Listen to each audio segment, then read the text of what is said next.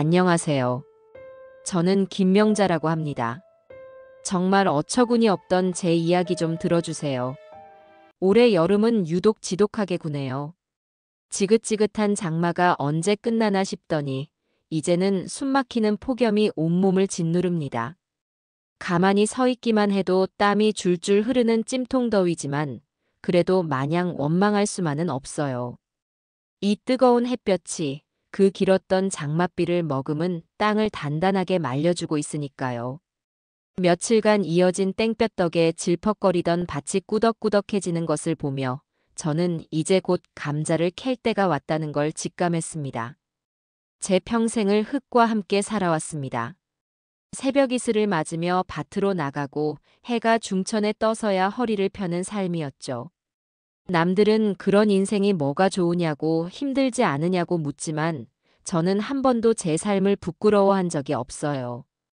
정직하게 땀 흘린 만큼 튼실한 열매를 맺어주는 이 땅이 제게는 세상 그 무엇보다 귀한 스승이자 친구였습니다. 특히 올해 감자 농사는 제게 큰 기대를 안겨주었어요. 봄 가뭄에 애가 타긴 했지만 그 뒤로 내린 비가 꼭 필요한 만큼만 땅을 적셔주었거든요. 덕분에 감자알이 아주 야물게 연글었을 거라는 확신이 들었습니다. 제 자식 같은 작물들이지만 그 중에서도 감자는 유독 애착이 가는 녀석이에요. 우리 아들 기석이가 어릴 적부터 가장 좋아하던 게 바로 이 감자였기 때문입니다.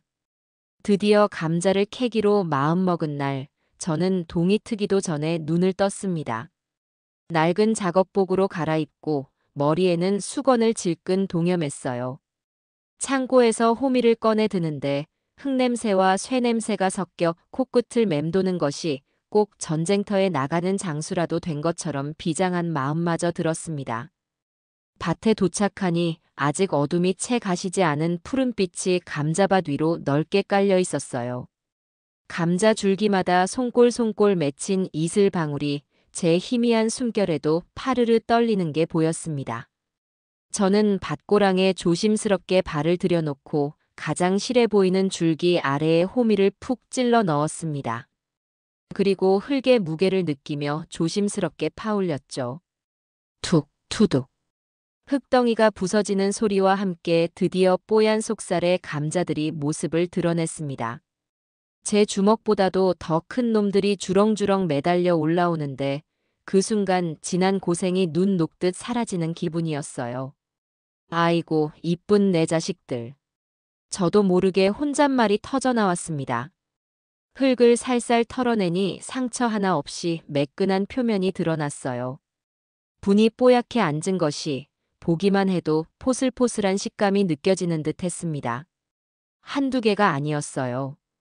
파내는 곳마다 거짓말처럼 굵고 튼실한 감자들이 끝도 없이 쏟아져 나왔습니다. 제 평생 이렇게 만족스러운 수확은 처음이었어요.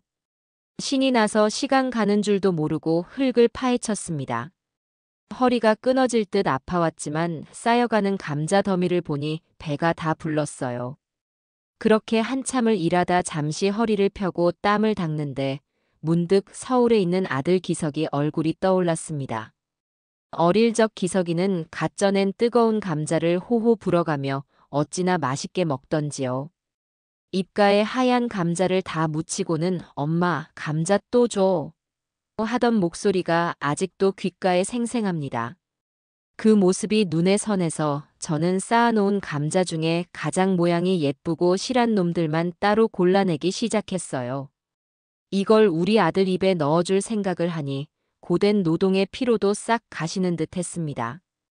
그렇게 한참을 골라내고 있는데 주머니 속에 휴대폰이 요란하게 울렸습니다. 화면을 보니 며느리 민영이의 이름이 떠 있었어요.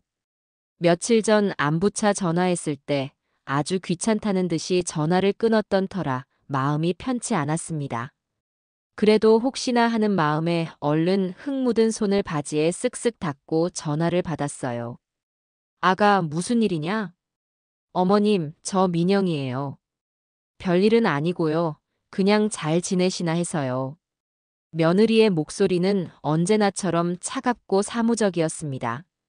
시어머니의 안부를 묻는 살가움보다는 아내로서의 의무를 다한다는 듯한 건조함이 느껴졌죠. 그래도 전화를 걸어준 게 어딘가 싶어 애써 서운한 마음을 감췄습니다. 괜찮다. 나는 늘 똑같지 뭐. 니들만 잘 지내면 됐다. 저희야 잘 지내죠. 어제는 기석 씨랑 간만에 백화점 가서 쇼핑도 하고 새로 생긴 레스토랑에서 저녁도 먹었어요. 어머님은 상상도 못 하실 거예요. 얼마나 화려하고 맛있는 게 많은데요. 은근히 자신들의 서울 생활을 과시하며 시골에 사는 저를 무시하는 듯한 말투였습니다. 제 삶이 아주 따분하고 볼품없다고 말하는 것 같아 속이 쓰렸지만 애써 태연한 척하며 신이 난 목소리로 감자 이야기를 꺼냈습니다. 그랬구나. 좋은 시간 보냈네. 마침 잘 됐다, 아가. 내가 지금 감자 캐는 중인데 올해 감자가 아주 실하게 잘 됐어. 우리 기석이가 제일 좋아하는 건데 이거 좀 보내줘야겠다.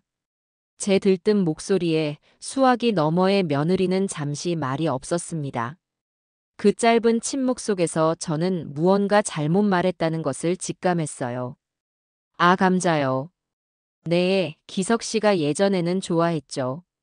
예전에는 이라고 말하며 과거형으로 말꼬리를 흐리는 것이 꼭 이제는 아니라는 말처럼 들려 가슴이 철렁했습니다. 그녀는 제 감자 이야기에는 전혀 관심이 없다는 듯 곧바로 화제를 돌렸습니다. 아무튼 그래서 백화점에서 뭘 봤냐면요. 이번에 새로 나온 가방이 있는데. 아, 어머님한테 이런 얘기 해봤자 모르시겠구나. 어쨌든 저 이제 네일 아트 예약한 시간 다 돼서 가봐야 해요. 다음에 또 연락드릴게요. 또.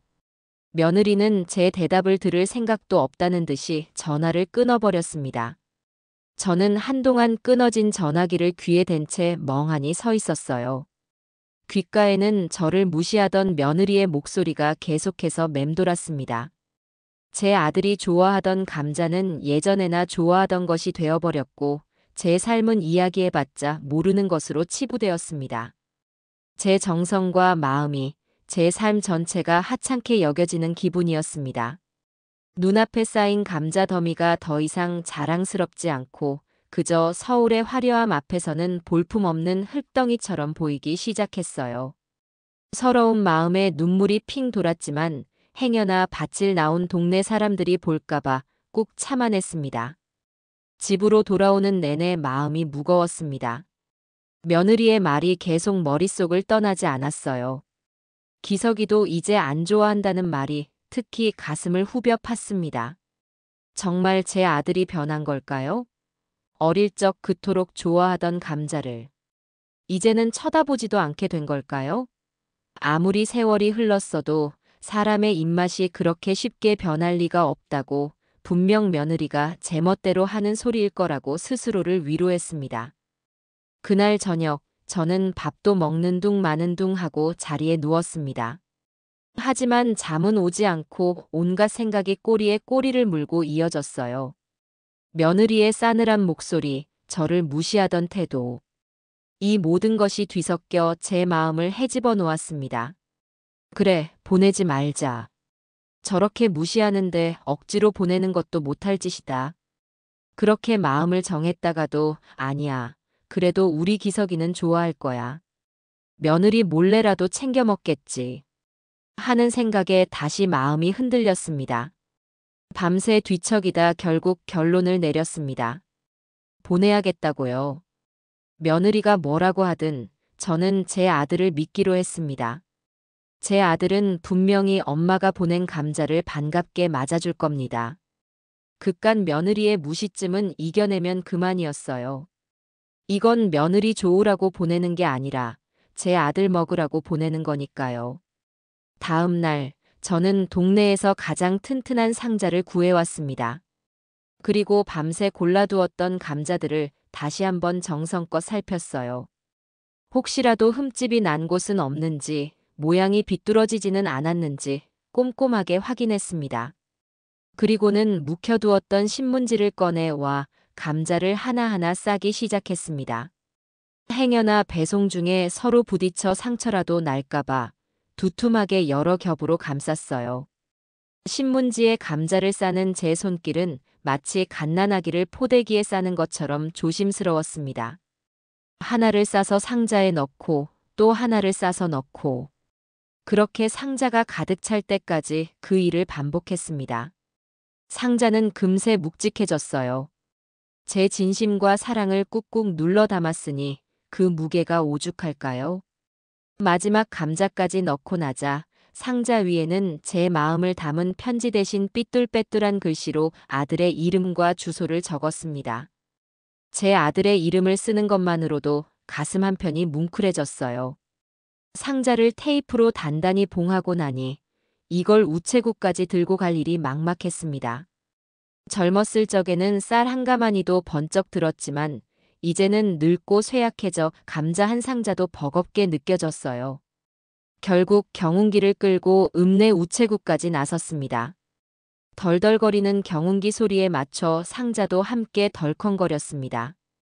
저는 행여나 감자가 상할까봐 상자를 품에 꼭 껴안고 조심스럽게 경운기를 몰았어요. 우체국에 도착해 상자를 접수 창구에 올려놓으니 직원이 무게를 재고는 놀란 눈으로 저를 쳐다봤습니다. 어머니, 뭘 이렇게 무겁게 보내세요? 아들한테 보내는 감자예요. 올해 농사가 아주 잘 돼서요. 저는 자랑스럽게 말하며 택배비를 치렀습니다. 결코 적지 않은 돈이었지만 조금도 아깝지 않았어요. 이 감자를 받고 기뻐할 아들 얼굴을 떠올리면 그깟 돈은 아무것도 아니었습니다. 택배 접수를 마치고 돌아서는데 마음 한구석에 남아있던 찝찝함과 서운함이 조금은 가시는 듯 했습니다. 그래, 내 할 도리는 다 했다. 받고 안 받고는 이제 저들 몫이다. 저는 그렇게 스스로를 다독이며 후련한 마음으로 집으로 향했습니다. 이제 제 진심이 무사히 아들에게 닿기만을 바랄 뿐이었어요. 그렇게 애끓는 마음으로 붙인 감자 상자가 서울에 도착했을 법한 날이었습니다. 며칠이 채 지나지 않았지만 제게는 몇 년처럼 길게 느껴지는 시간이었어요. 저는 온종일 손에 일이 잡히지 않아 안절부절 못했습니다. 아침 일찍 밭에 나가 호미를 들었지만 마음은 콩밭에 가 있다는 옛말처럼 제 정신은 벌써 저 멀리 서울의 아들 녀석 집에 가 있었습니다. 흙을 파내다 말고 멍하니 허공을 보고 잡초를 뽑다가도 멀쩡한 작물 줄기를 뽑을 뻔하기를 수차례 반복했어요. 결국 일은 더 해봤자 소용이 없겠다 싶어 이른 시간에 집으로 돌아왔습니다. 마루에 걸터앉아 하염없이 마당 끝만 바라보았습니다. 지금쯤 상자를 열어봤을까? 우리 기석이가 얼마나 좋아할까? 혼자서 이런저런 상상을 하며 실없는 미소를 짓다가도 촌스럽다던 며느리의 차갑고 날 선 목소리가 귓가에 환청처럼 울리는 듯해 이내 표정이 굳어지곤 했습니다. 마음이 영 갈피를 잡지 못하고 시계추처럼 이리저리 흔들렸죠. 아들의 기뻐하는 얼굴과 며느리의 경멸 어린 표정이 머릿속에서 쉴 새 없이 교차했습니다. 제가 보낸 감자 상자가 그 두 사람 사이에서 환영받는 선물이 될지 아니면 또 다른 갈등의 불씨가 될지 저는 도무지 짐작할 수가 없었어요. 결국 해가 서쪽으로 뉘엿뉘엿 넘어가 붉은 저녁 노을이 하늘을 물들릴 무렵이 되어서야 저는 더 이상 참지 못하고 아들에게 전화를 걸었습니다. 뜸을 들릴수록 제 속만 까맣게 타들어갈 것 같았거든요. 수화기 너머로 들려오는 통화 연결음이 그날따라 유난히 길게 느껴졌습니다. 애가 타서 전화를 끊었다 다시 걸기를 두어 번 반복했을 때 마침내 조금은 지친 듯한 아들의 목소리가 들려왔어요. 어머니, 웬일이세요? 우리 아들. 일은 끝났어? 목소리가 왜 이렇게 힘이 없어? 밥은 챙겨 먹고 다니는 거니? 아니에요. 괜찮아요. 그냥 오늘 회사에 일이 좀 많아서요. 저녁은 이제 먹으려고요. 애써 밝게 말하려는 기색이 역력했지만 그 너머의 깊은 피곤함이 제게도 고스란히 전해지는 듯 했습니다. 자식의 고단한 목소리를 듣는 것만큼 부모의 마음을 아프게 하는 것도 없죠. 저는 얼른 본론을 꺼냈어요. 괜히 긴 통화로 안 그래도 힘든 아들을 더 피곤하게 만들고 싶지 않았거든요. 다름이 아니라 혹시 택배 받은 거 있니? 내가 며칠 전에 감자 한 상자 보냈는데 잘 도착했나 궁금해서. 아, 택배요. 아들의 목소리가 순간 미묘하게 흐려졌습니다. 그 아주 짧은 침묵 속에서 저는 무언가 제가 원치 않는 방향으로 일이 흘러가고 있다는 불길한 예감을 느꼈어요. 마치 맑은 하늘에 갑자기 먹구름이 끼는 것처럼 제 마음에도 불안의 그림자가 드리워졌습니다. 그래. 올해 감자가 아주 실해서 네 생각이 제일 먼저 나더라. 우리 기석이 좋아하는 감자조림도 해먹고 포슬포슬하게 쪄서 소금에 찍어 먹어도 맛있을 거야. 제일 좋은 놈들로만 골라보냈는데 받았으면. 네, 네. 받았어요, 어머니. 잘 받았어요. 아들은 제 말을 서둘러 끊으며 대답했습니다.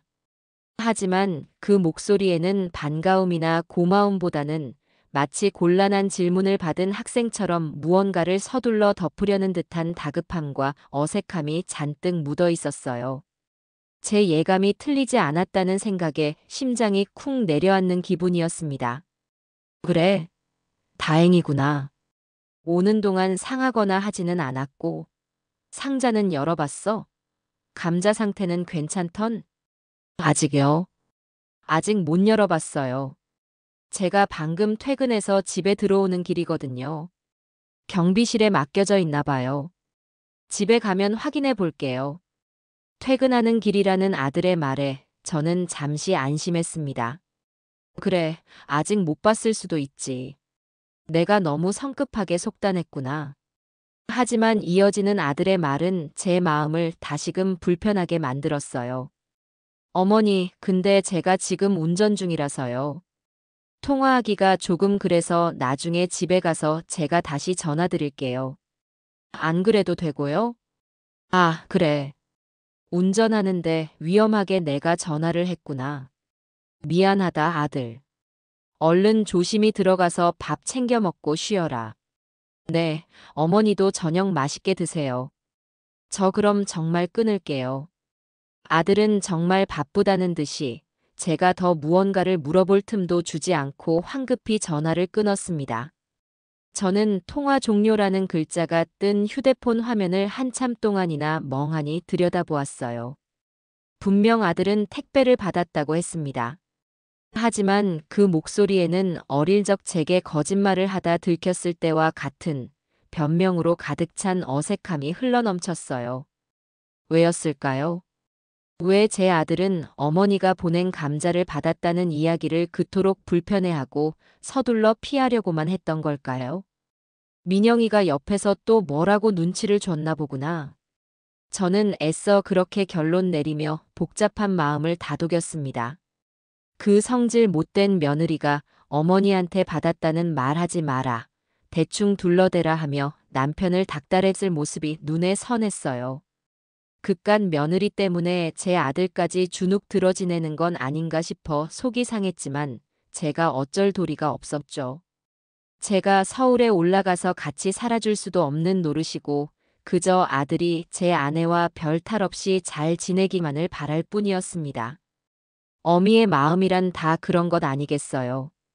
자식이 제 짝과 등을 돌리고 사는 것보다는 차라리 내 속이 좀 상하고 많은 편이 낫다고 생각하는 미련한 마음 말입니다. 그날 밤 저는 늦게까지 텔레비전을 보며 애써 다른 곳에 정신을 팔려고 노력했습니다. 하지만 화면 속에서 배우들이 울고 웃고 떠드는 이야기는 하나도 귀에 들어오지 않았어요. 제 머릿속은 온통 아들의 어색했던 목소리와 며느리의 쌀쌀맞은 얼굴, 그리고 아직 열어보지 못했다는 감자 상자에 대한 생각으로 가득 차 있었습니다. 괜히 보냈나. 안 그래도 바쁘게 사는 애들한테 짐만 붙여준 건 아닌가. 뒤늦은 후회와 자책이 파도처럼 밀려왔습니다. 차라리 보내지 않았더라면 이렇게 속을 끓일 일도 없었을 텐데 말입니다. 그렇게 밤이 깊어갈 무렵 적막한 집안에 요란한 전화벨 소리가 울려 퍼졌습니다. 이 시간에 저를 찾을 사람이 없는데 저는 의아한 마음으로 휴대폰을 집어들었어요.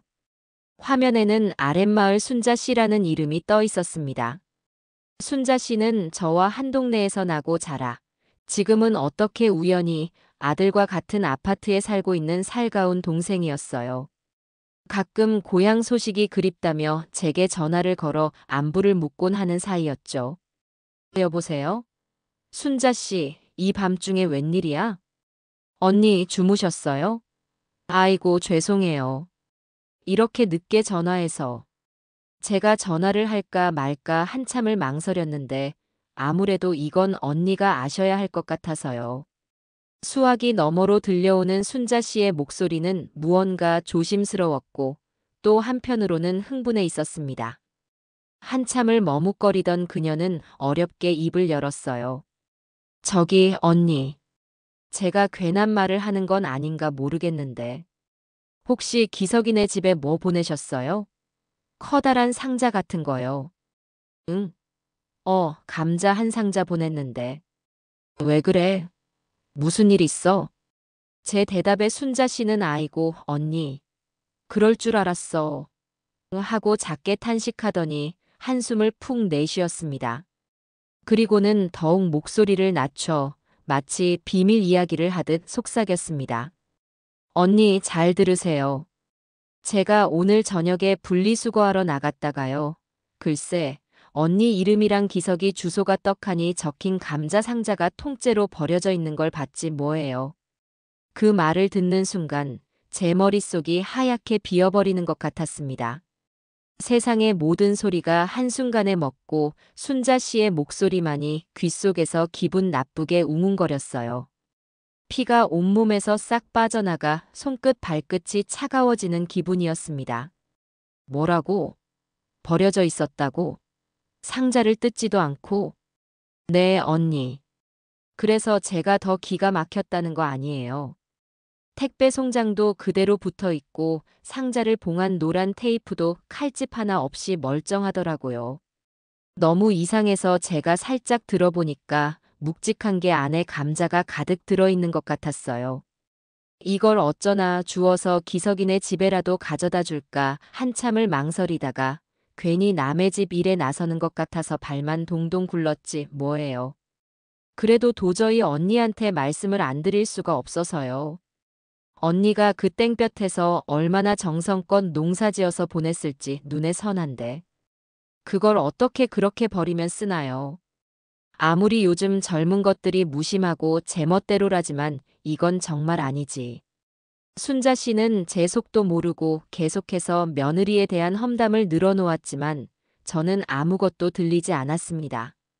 제 머릿속은 버려졌다는 단 하나의 충격적인 사실로 가득 차 있었어요.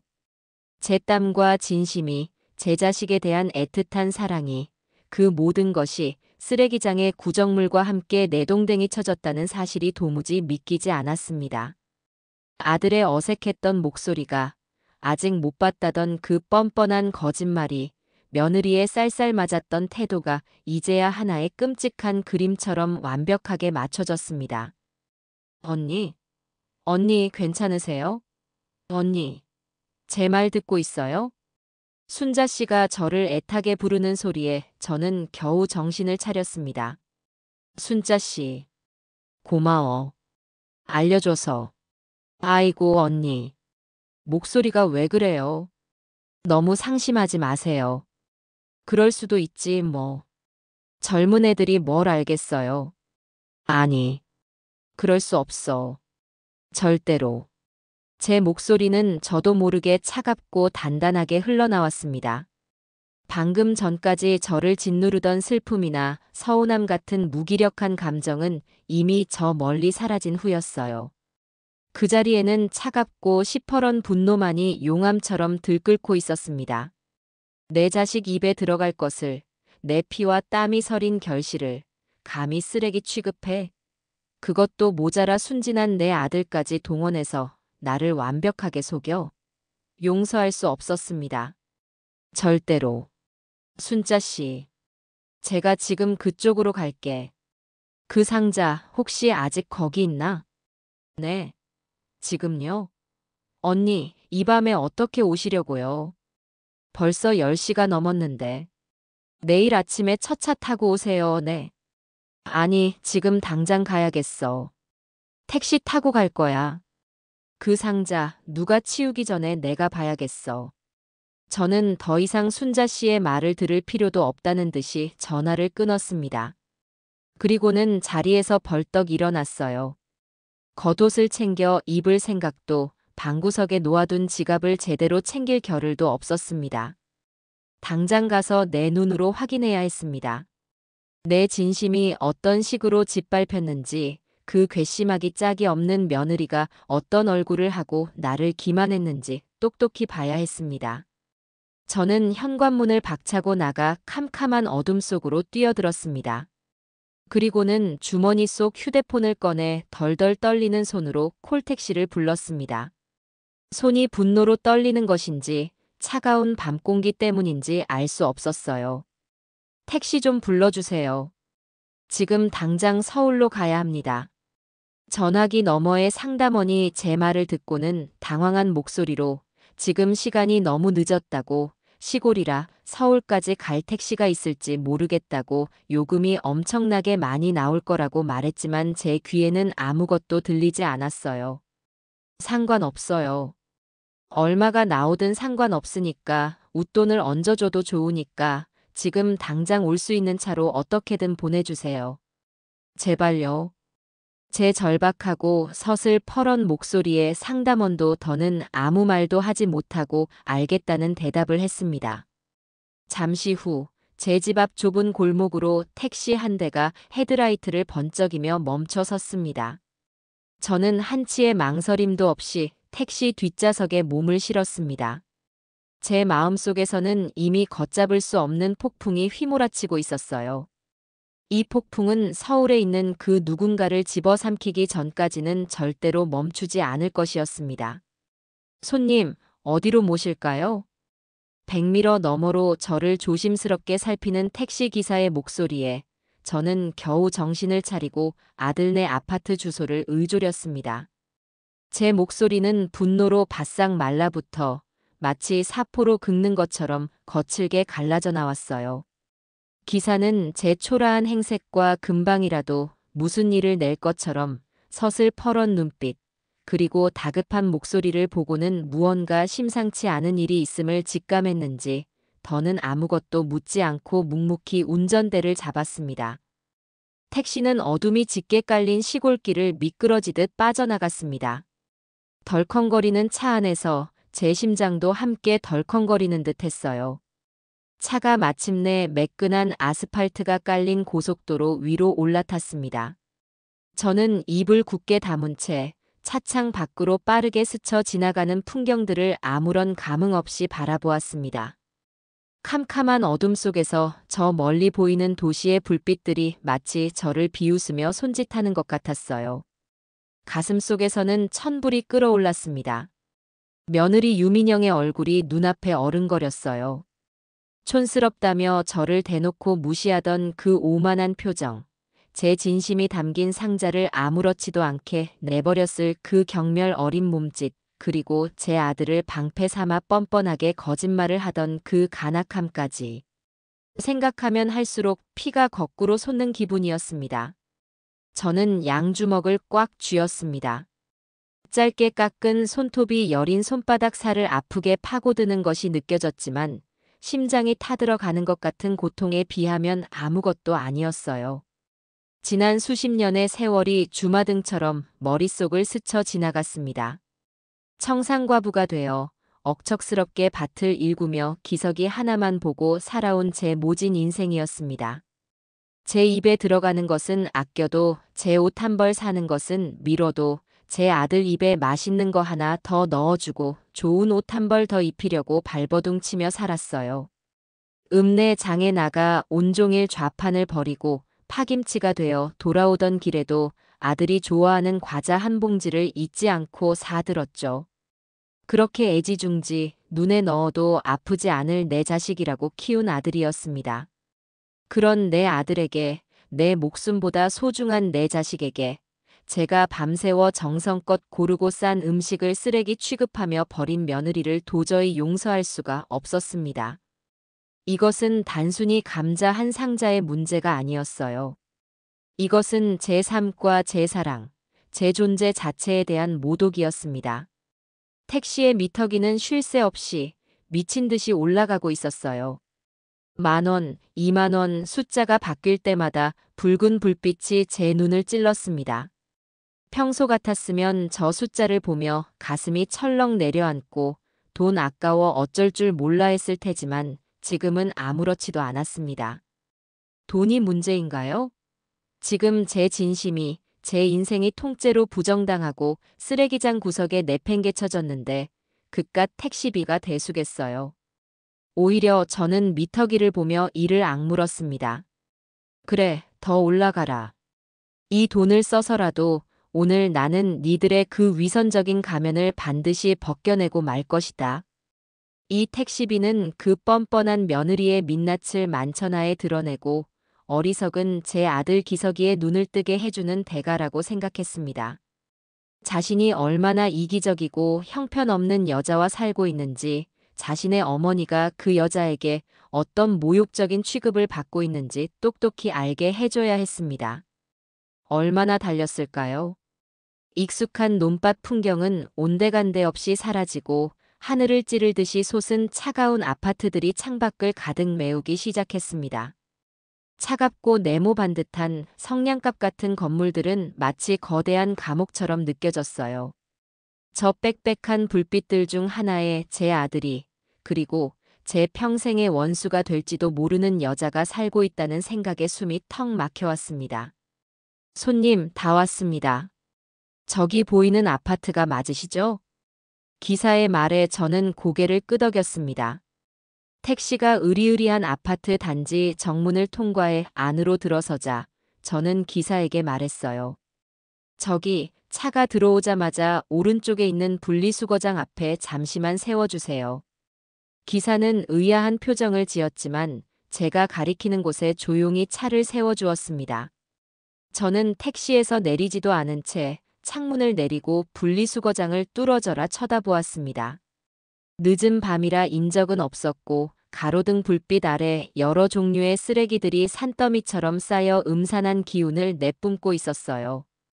그리고 그 한가운데 제 눈에 익은 누런색 감자 상자가 마치 시체처럼 처참한 모습으로 놓여 있었습니다. 순자 씨의 말대로 상자는 뜯기지도 않은 채 택배 송장이 붙은 테이프가 그대로 붙어 있었어요. 아마도 버려지면서 험하게 다뤄진 탓인지 옆구리가 조금 찌그러져 있었고 그 찢어진 틈으로 감자 하나가 흙투성이인 채로 굴러나와 있었습니다. 그것을 보는 순간 제 눈에서 정말로 불꽃이 튀는 것 같았습니다.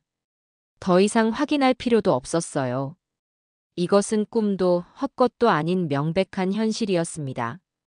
저는 기사에게 택시비를 치르고 차에서 내렸습니다.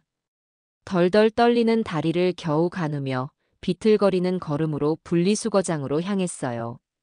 가까이 다가가자 역한 음식물 쓰레기 냄새가 코를 찔렀지만 저는 아랑곳하지 않았습니다. 상자 위에 매직으로 쓴 제 삐뚤빼뚤한 글씨가 흐릿한 가로등 불빛 아래서도 선명하게 보였습니다. 제 아들의 이름을 보자 분노로 억눌렀던 서름이 다시금 왈칵 치밀어 올라 눈물이 쏟아질 것 같았지만 저는 입술을 피가 나도록 깨물며 억지로 참아냈습니다. 지금은 울 때가 아니었어요. 눈물은 이 모든 것을 끝낸 뒤에 흘려도 늦지 않았습니다. 저는 허리를 숙여 감자 상자를 들어 올렸습니다. 생각보다 묵직한 무게에 팔이 휘청거렸어요. 이것은 단순히 감자의 무게가 아니었습니다. 제 아들을 향한 제 어미로서의 사랑의 무게였고 무참히 짓밟힌 제 진심의 무게였습니다. 이 무게를, 이 억울함을 이제 곧 그 장본인인 며느리에게 고스란히 돌려주어야 했습니다. 저는 상자를 고쳐 안고 아들 내 집이 있는 동으로 향했습니다. 발걸음 하나하나에 분노를 실어 땅이 꺼져라 내디뎠습니다. 아파트 공동 현관을 지나 엘리베이터를 기다리는 시간이 영원처럼 길게 느껴졌습니다. 딩 하는 소리와 함께 육중한 쇠문이 열리고 저는 안으로 들어서 층수 버튼을 눌렀습니다. 차가운 쇠상자 안에 갇혀 위로 올라가는 동안 저는 번쩍이는 거울에 비친 제 모습을 보았습니다.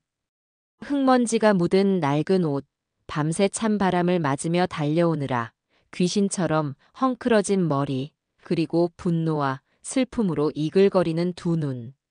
누가 봐도 시골에서 막 올라온 초라하기 짝이 없는 늙은이의 행색이었지만 저는 조금도 부끄럽지 않았습니다. 오히려 제 마음은 그 어느 때보다 단단하고 강인하게 벼려져 있었어요. 마침내 아들 네 집 현관문 앞에 섰습니다. 저는 잠시 멈춰서서 가쁜 숨을 골랐어요. 이제 곧 이 문이 열릴 것이고 저는 제 인생 최악의 원수와 마주하게 될 겁니다. 저는 더 이상 망설이지 않았습니다. 감자 상자를 한 손으로 힘겹게 받쳐들고 다른 한 손으로 초인종을 부서져라 힘껏 눌렀습니다. 쨍하는 날카로운 벨소리가 고요하고 긴 복도를 섬뜩하게 울리며 이제 곧 시작될 길고 긴 싸움의 시작을 알리고 있었어요. 초인종 소리가 멈추고 잠시의 정적이 흘렀습니다. 그 짧은 순간이 제게는 영원처럼 느껴졌어요. 안에서 누구냐고 묻는 소리도 없이 곧바로 현관문 잠금 장치가 철컥 하고 풀리는 소리가 들렸어요. 그리고 문이 활짝 열렸습니다. 문을 연 것은 제 예상대로 며느리 유민영이었습니다.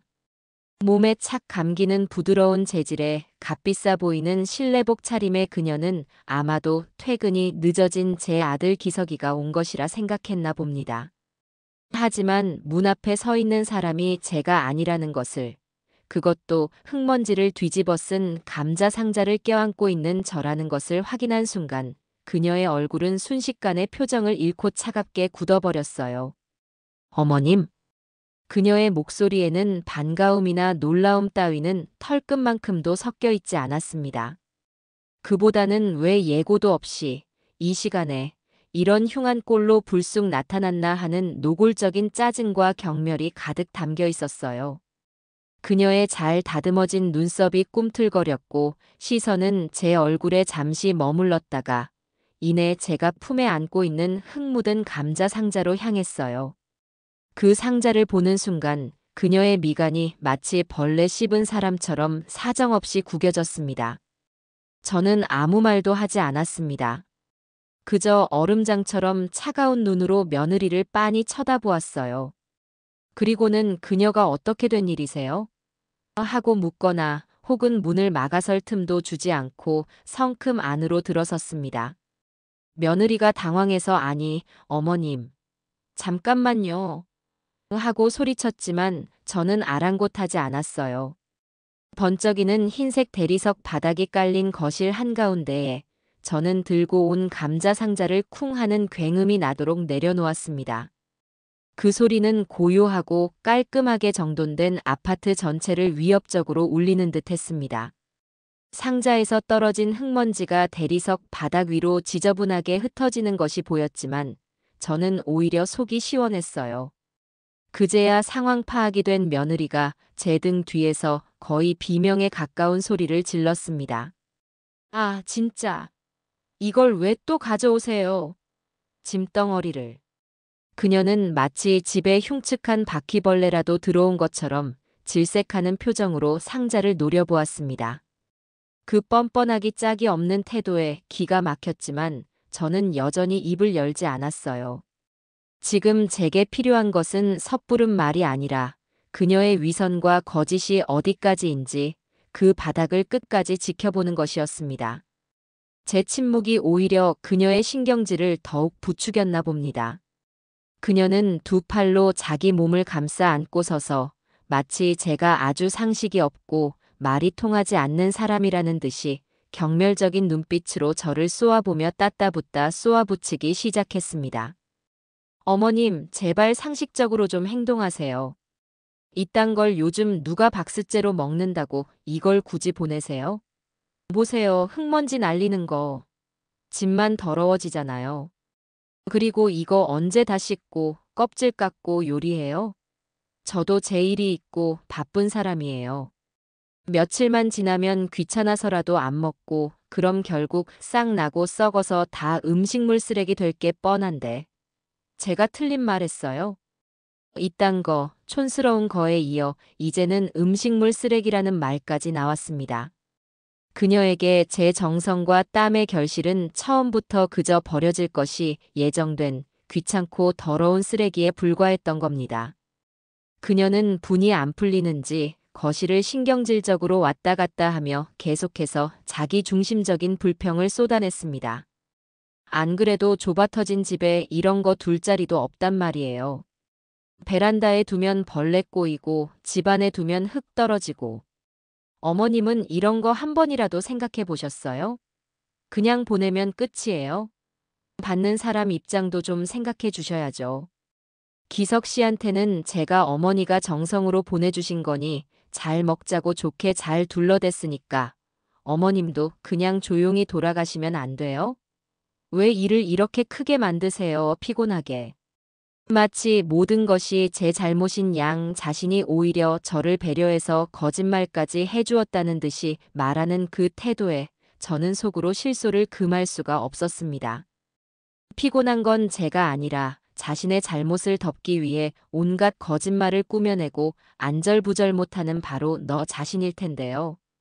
제가 아무런 반응 없이 얼음처럼 굳어서서 상자만 내려다보고 있자 며느리는 이제 노골적인 조롱 섞인 말투로 저를 공격하기 시작했습니다.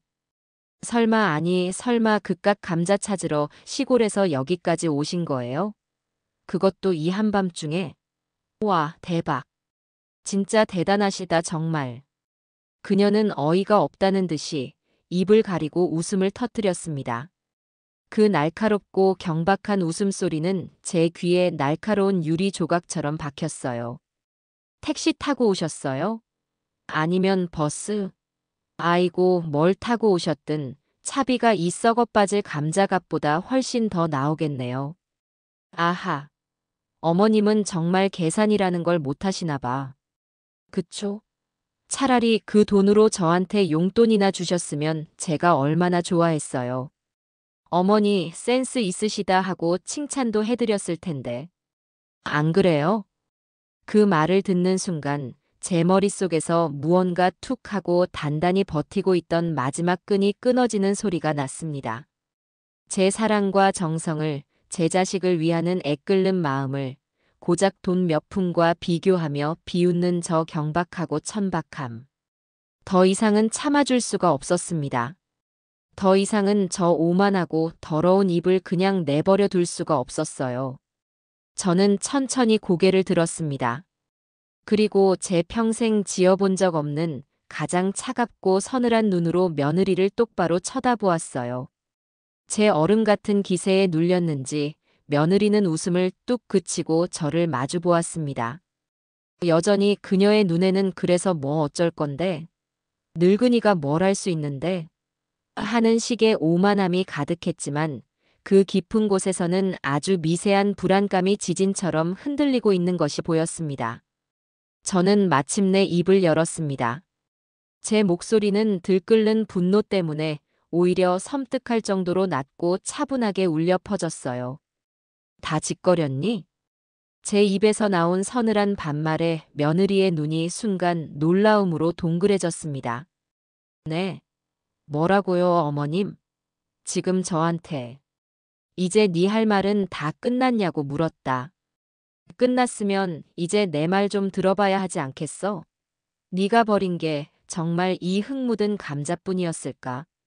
저는 더 이상 그녀를 며느리로 대접할 생각이 없었습니다. 그녀는 제 아들의 아내일지는 몰라도 제 며느리가 될 자격은 없는 사람이었어요. 저는 굳건히 버티고 선 채로 이제 곧 시작될 진짜 폭풍의 서막을 올렸습니다. 거실에 화려하고 눈부신 조명이 바닥에 처참하게 놓인 감자 상자와 그 앞에 선 저의 초라한 행색, 그리고 순식간에 사색이 되어가는 며느리의 얼굴을 차갑게 비추고 있었습니다. 제 입에서 나온 서늘한 말에 며느리의 눈이 순간 놀라움으로 커졌다가 이내 모욕감으로 일그러졌습니다. 그녀는 마치 제가 정신이라도 나간 사람인 양 저를 위아래로 훑어보았어요. 네. 뭐라고요, 어머님? 지금 저한테 막말하셨어요? 아무리 그래도 어떻게 저한테. 그녀는 아직도 상황 파악이 되지 않는 모양이었습니다. 자신이 저지른 짓의 무게를 전혀 가늠하지 못하고 고작 제 말투 하나를 꼬투리 잡아 이 상황을 벗어나려는 속셈이 뻔히 보였어요. 저는 그 가소로운 저항을 가볍게 무시하며 한 걸음 더 다가섰습니다. 제 그림자가 그녀의 얼굴 위로 드리워졌어요. 네가 한 짓에 비하면 막말은 약과지. 내가 지금 네 머리채라도 잡지 않고 서 있는 걸 다행으로 알아야 할 게다. 제 목소리는 낮았지만 그 안에 담긴 분노의 무게는 결코 가볍지 않았습니다. 며느리는 제 기세에 저도 모르게 한 걸음 뒤로 물러섰어요. 방금 전까지 저를 비웃던 그 오만함은 온데간데 없고 이제 그녀의 눈에는 당혹감과 아주 희미한 공포가 어리기 시작했습니다. 제가 뭘 어쨌다고 이러세요. 겨우 감자 한 상자 버린 거 가지고 사람을 이렇게 몰아세우시는 거예요? 어머님이야말로 너무 속 좁으신 거 아니에요? 끝까지 자신은 잘못이 없다는 듯이 악을 쓰는 그 모습에 저는 더 이상 말을 섞을 가치조차 없다고 느꼈습니다. 이제는 행동으로 보여줄 시간이었습니다.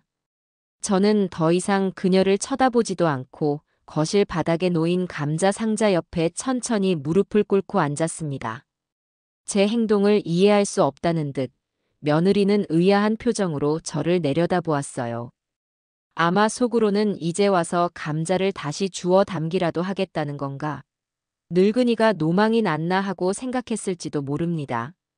저는 상자에서 떨어진 흙먼지를 손으로 쓸어 모았습니다. 제 평생을 함께 해온 이 흙, 제 땀과 눈물이 스며 있는 이 흙이 이 집의 번쩍이는 대리석 바닥 위에서는 그저 더러운 오물 취급을 받는다는 사실이 새삼 가슴 아팠어요. 저는 상자 틈으로 굴러나온 감자 하나를 조심스럽게 집어들었습니다. 제 손 안에서 느껴지는 감자의 단단하고 서늘한 감촉. 이것은 단순한 감자가 아니었습니다. 이것은 제 삶이었고, 제 자존심이었고, 제 아들을 향한 사랑이었습니다. 이 감자가 뭔지 아니? 저는 며느리를 쳐다보지도 않은 채 나지막이 물었습니다. 그냥 감자죠. 흙 묻은 감자. 그게 뭐 대단한 거라고 자꾸. 이건 그냥 감자가 아니야. 저는 그녀의 말을 단호하게 끊었습니다. 이건 네가 매일 아침 거울 앞에서 얼굴에 찍어 바르는 그 비싼 화장품보다, 네가 지금 걸치고 있는 그 번지르르한 옷보다, 네가 사는 이 으리으리한 아파트보다 훨씬 더 귀하고 정직한 거다. 이건 땅의 정기야. 봄부터 가을까지 비바람과 땡볕을 온몸으로 견뎌내고 맺은 결실이라고. 네가 컴퓨터 앞에서 손가락이나 까딱거리며 돈을 벌 때 나는 뙤약볕 아래서 허리가 끊어져라 이 녀석들을 키워냈어. 네가 이깟 감자라고 부르는 이것 하나를 키우기 위해 내가 얼마나 많은 땀과 눈물을 이 땅에 쏟아부었는지 너는 평생을 가도 모를 게다. 제 목소리는 조용했지만 거실 전체를 쩌렁쩌렁 울리는 듯 했습니다. 며느리는 아무 말도 하지 못하고 그저 마른 침만 꿀꺽 삼켰어요.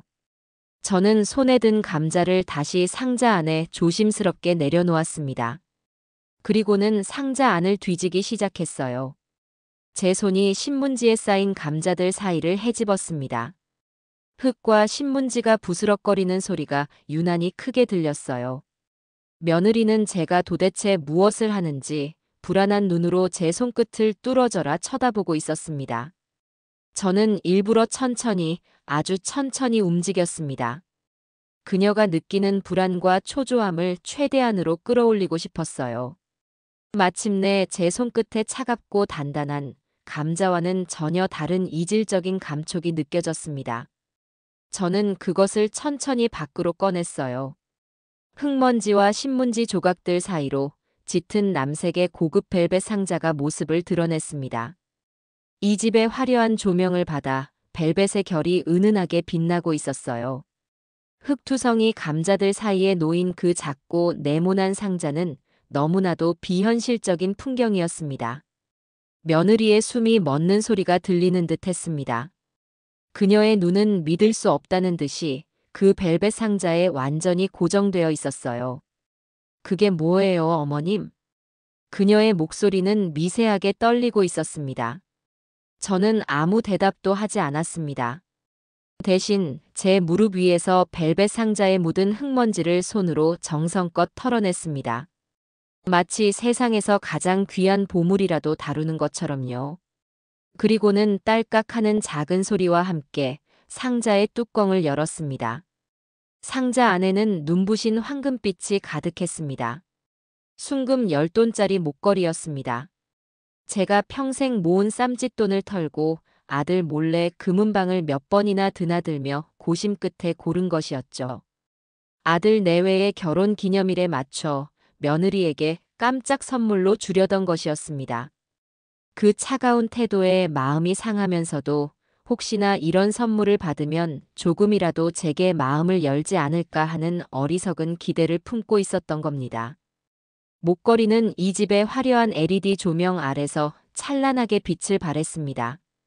굵은 체인이 여러 겹으로 꼬여 있었고 중앙에는 작지만 정교하게 세공된 꽃 모양의 펜던트가 달려 있었어요.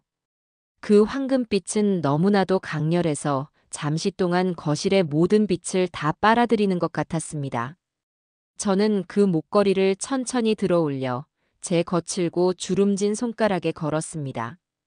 황금빛 목걸이는 제 흙 묻은 손과 너무나도 어울리지 않았지만 바로 그 부조화가 이 상황의 모든 것을 말해주고 있었어요. 며느리는 완전히 얼어붙어 있었습니다. 그녀의 얼굴은 새하얗게 질려 있었고 떡 벌어진 입은 다물어질 줄을 몰랐어요. 그녀의 두 눈은 지진이라도 난 듯 격렬하게 흔들리고 있었습니다.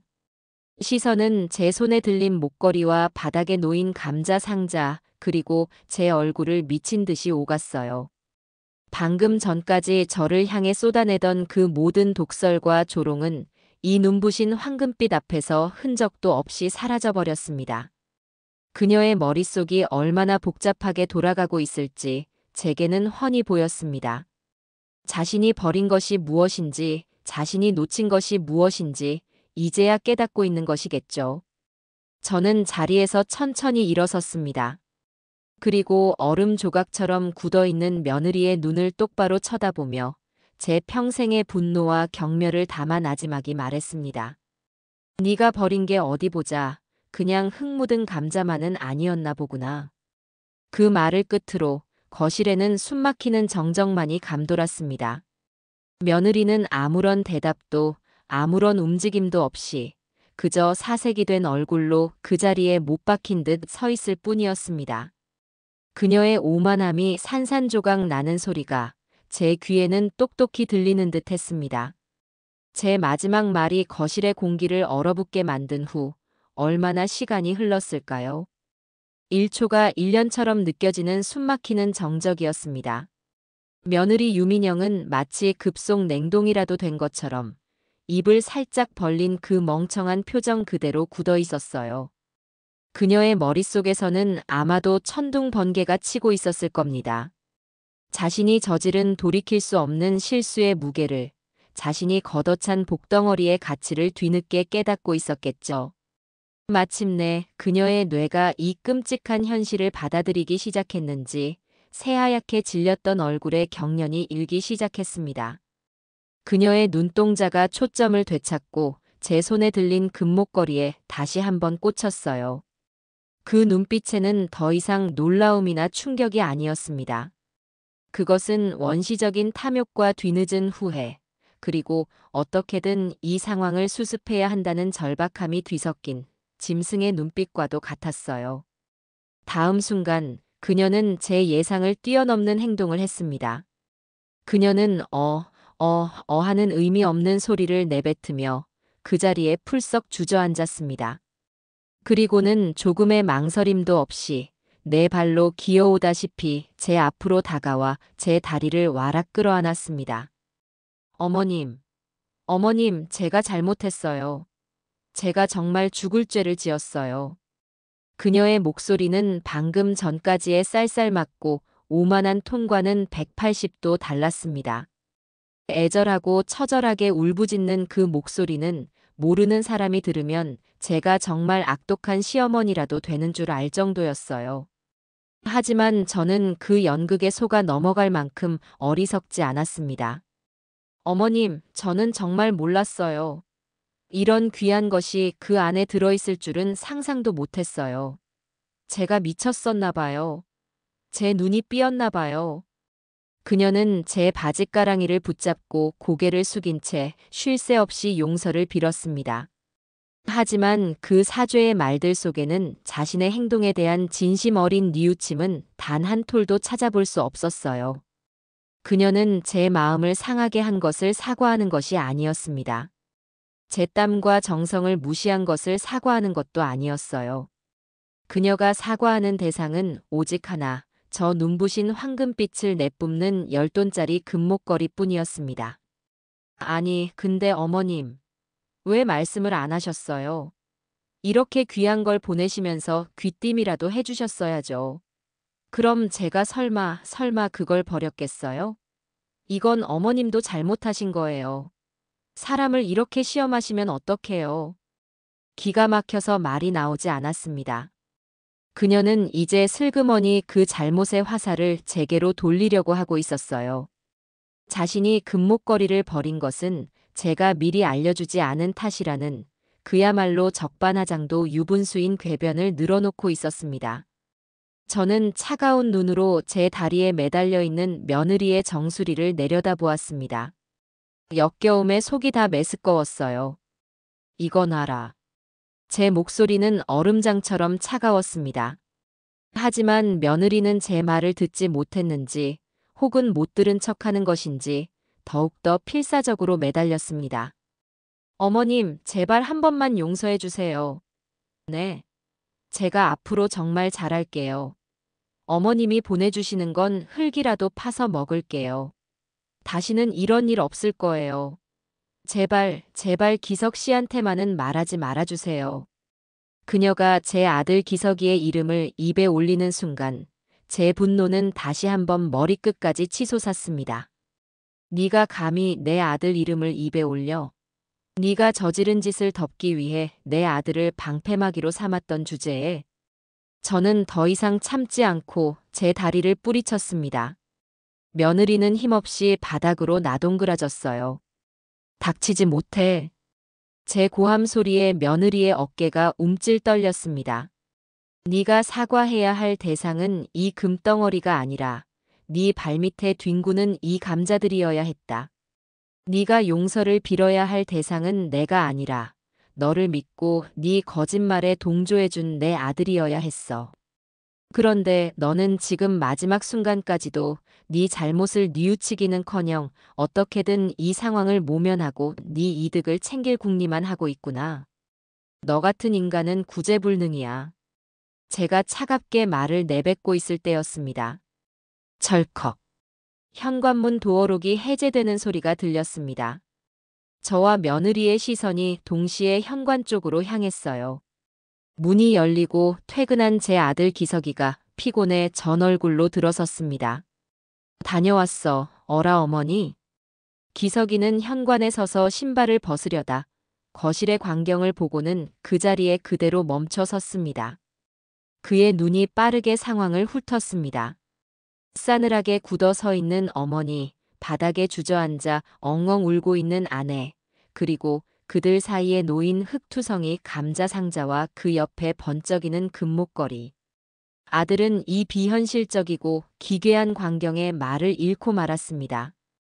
그의 얼굴에는 피곤함 대신 극심한 혼란과 당혹감이 떠올랐어요. 어머니, 여기까지 어쩐 일이세요? 그리고 민영아, 너는 왜 울고 있어?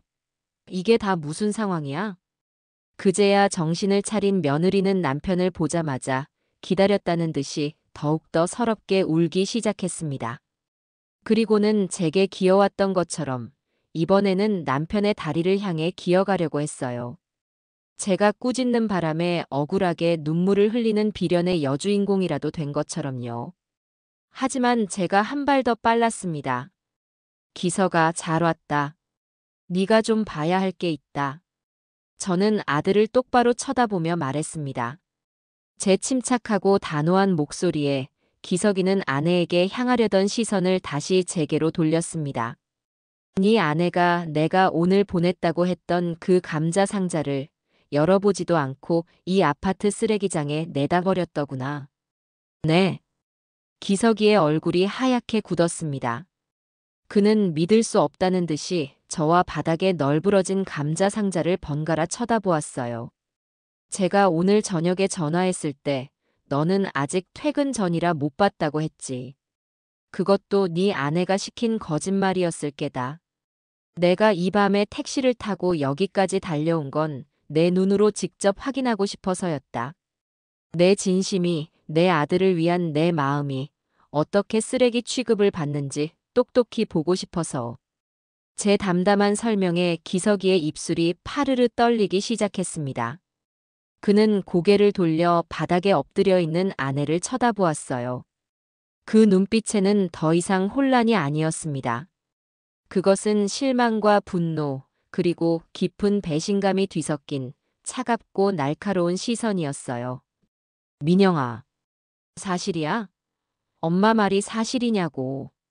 기석이의 목소리는 낮게 잠겨 있었습니다.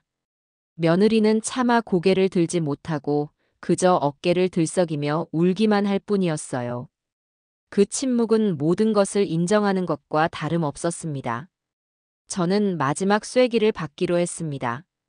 손에 들고 있던 금목걸이를 아들이 볼 수 있도록 들어 보였어요. 그리고 네 아내가 감자와 함께 내다 버린 게 또 하나 있더구나. 너희 결혼 기념일 선물로 내가 준비했던 거다. 네 아내가 내 마음을 조금이라도 알아주길 바라는 마음으로 이 감자 상자 안에 몰래 넣어 보냈지. 그런데 네 아내는 내 마음도 이 선물도 전부 다 쓰레기장에 처박아 버렸다. 그 말을 끝으로 저는 더 이상 아무 말도 하지 않았습니다. 이제 공은 제 아들에게로 넘어갔습니다. 기석이는 한동안 아무 말 없이 아내의 정수리와 제 손에 들린 금목걸이를 번갈아 쳐다보았습니다. 그의 얼굴에서 모든 핏기가 사라지고 깊은 절망과 분노가 그 자리를 대신 채웠습니다. 마침내 그는 떨리는 목소리로 아내의 이름을 불렀습니다. 유민영. 너 어떻게 나한테 그리고 우리 엄마한테 이럴 수가 있어? 그 목소리는 단순한 실망을 넘어 자신과 함께 살아온 아내라는 존재에 대한 근본적인 신뢰가 무너져 내리는 소리였습니다. 제 아들 기석이의 목소리는 배신감으로 서늘하게 떨리고 있었습니다. 그 목소리를 듣는 순간 저는 이 길고 길었던 싸움이 이제 곧 끝을 향해 가고 있음을 직감했어요. 바닥에 엎드려 있던 며느리는 남편의 그 차가운 목소리에 울음소리마저 잦아들었습니다. 그녀는 겁에 질린 눈으로 남편을 올려다보았지만 기석이는 더 이상 그녀를 쳐다보지도 않았습니다. 저는 이제 제가 할 일은 끝났다고 생각했습니다. 이 지옥 같은 공간에서 벗어나야 했습니다. 저는 손에 들고 있던 금목걸이를 다시 벨벳 상자 안에 조심스럽게 넣었습니다. 딸깍하고 상자가 닫히는 소리가 유난히 크고 단호하게 울려 퍼졌어요. 그리고는 그 상자를 제 외투 주머니 깊숙이 집어넣었습니다. 그것을 본 며느리가 경악한 목소리로 소리쳤습니다. 어머님. 지금 뭐 하시는 거예요? 이건 이제 니들 물건이 아니다. 저는 며느리의 말을 차갑게 끊어냈습니다. 나는 분명히 내 아들 내외에게 선물로 주려고 했다. 하지만 너는 내 마음을 받을 자격이 없다는 것을 오늘 네 스스로 증명해 보였어. 그러니 이건 더 이상 선물이 될 수 없다. 이건 그냥 내 돈 주고 산 내 물건일 뿐이야. 그리고 저는 몸을 돌려 바닥에 널브러진 감자 상자를 향해 걸어갔습니다. 저는 상자 밖으로 굴러나온 감자 하나를 집어들고 찢어진 상자 틈으로 다시 밀어 넣었어요. 그리고 이 감자도 다시 가져가야겠다. 제 말에 며느리는 물론이고 아들 기석이마저 놀란 눈으로 저를 쳐다보았습니다. 어머니, 그건 그냥. 기석이가 무언가 말을 하려고 했지만 저는 손을 들어 아들의 말을 막았습니다. 아니다, 기석아. 이 감자들은 썩어서 문드러지는 한이 있더라도 저렇게 귀한 것을 몰라보는 사람의 입에 들어가는 꼴은 내가 눈뜨고 볼 수가 없다. 이건 내 자존심의 문제야. 저는 허리를 숙여 묵직한 감자 상자를 다시 들어올렸습니다. 아까보다 훨씬 더 무겁게 느껴졌지만 저는 이를 악물고 버텼어요. 상자를 품에 안고 저는 현관을 향해 천천히 발걸음을 옮겼습니다. 어머님, 잘못했어요. 제가 다 잘못했어요. 제발 그것만은 두고 가세요. 네. 어머님. 며느리가 제 등 뒤에서 필사적으로 울부짖었지만 저는 단 한 번도 뒤돌아보지 않았습니다. 저는 현관문 앞에서 잠시 멈춰서서 망부석처럼 굳어있는 아들에게 마지막 말을 남겼습니다. 엄마는 이만 가마. 너희 둘이 알아서 해라. 다만 이것 하나만은 명심하거라. 사람의 진심을 쓰레기 취급하는 사람 곁에서는 그 어떤 행복도 잘할 수 없다는 것을. 그 말을 끝으로 저는 미련 없이 현관문을 열고 밖으로 나섰습니다. 문이 닫히기 직전 절망적으로 제 이름을 부르는 며느리의 목소리와 그 옆에서 깊은 한숨을 내쉬는 아들의 모습이 희미하게 보였습니다. 쿵 하고 문이 닫히자 저는 그제야 참고 있던 숨을 길게 내쉬었습니다. 온몸에 힘이 쭉 빠져 하마터면 상자를 놓칠 뻔했어요. 저는 엘리베이터를 타고 1층으로 내려왔습니다. 아파트 단지를 빠져나오는 내내 제 뒤에서 무슨 일이 벌어지고 있을지 생각하지 않으려고 애썼습니다. 하지만 생각하지 않아도 훤히 보였습니다. 제 아들은 아내에게 크게 실망하고 분노했을 것이고 며느리는 자신의 잘못을 뉘우치기보다는 어떻게든 남편을 구슬리고 상황을 무마하려고 애를 쓰겠죠. 그들의 신뢰에는 이미 회복하기 힘든 깊은 금이 갔을 겁니다. 아파트 정문 밖으로 나오자 차가운 밤 공기가 제 뺨을 스쳤습니다. 저는 다시 택시를 잡기 위해 큰 길로 걸어 나갔어요. 감자 상자는 제 몸의 일부라도 되는 것처럼 무거웠지만 제 마음은 이상할 정도로 가벼웠습니다. 후련했습니다. 평생을 가슴에 안고 살았던 응어리 하나가 시원하게 풀려나간 기분이었습니다. 그날 이후 제 예상은 조금도 빗나가지 않았습니다. 제가 시골집에 도착한 다음 날부터 며느리는 제게 쉴 새 없이 전화와 문자를 퍼붓기 시작했습니다. 처음에는 그저 잘못했다, 용서해달라는 내용이 전부였습니다. 저는 그 모든 연락을 무시했습니다. 그러자 며느리의 메시지 내용은 조금씩 바뀌기 시작했어요. 어머님, 제가 다 잘못했어요. 그러니까 제발 기석 씨한테 말 좀 잘해주세요. 기석 씨가 저랑 말도 안 하려고 해요. 이혼하자는 말까지 꺼냈어요. 어머님, 제발요. 어머님, 목걸이는 어머님이 가지셔도 좋아요. 아니, 그냥 저 주셨던 셈 치고 파셔서 보태 쓰세요. 대신 저희 가정만은 깨지지 않게 도와주세요. 제가 평생 어머님 은혜 잊지 않을게요. 솔직히 어머님도 너무하신 거 아니에요? 어떻게 며느리한테 그런 함정을 파실 수가 있어요? 제가 뭘 그렇게 죽을 죄를 지었다고 사람을 이렇게 비참하게 만드세요? 기석 씨가 저렇게 나오는 건 다 어머님 때문이잖아요. 그녀의 메시지는 사죄와 애원, 그리고 원망과 협박 사이를 위태롭게 오갔습니다. 하지만 그 어떤 내용 속에서도 자신의 행동에 대한 진정한 반성은 찾아볼 수 없었어요. 그녀는 오직 자신의 망가진 결혼 생활을 수습하고 남편의 마음을 돌리는 것에만 혈안이 되어 있었습니다. 그녀에게 저는 여전히 시어머니라는 이름의 도구일 뿐이었습니다. 저는 더 이상 그 추악한 문자들이 제 평온한 일상을 방해하도록 내버려 둘 수 없었습니다. 저는 며느리의 번호를 차단해버렸습니다. 제 세상에서 그녀를 완전히 지워버린 겁니다.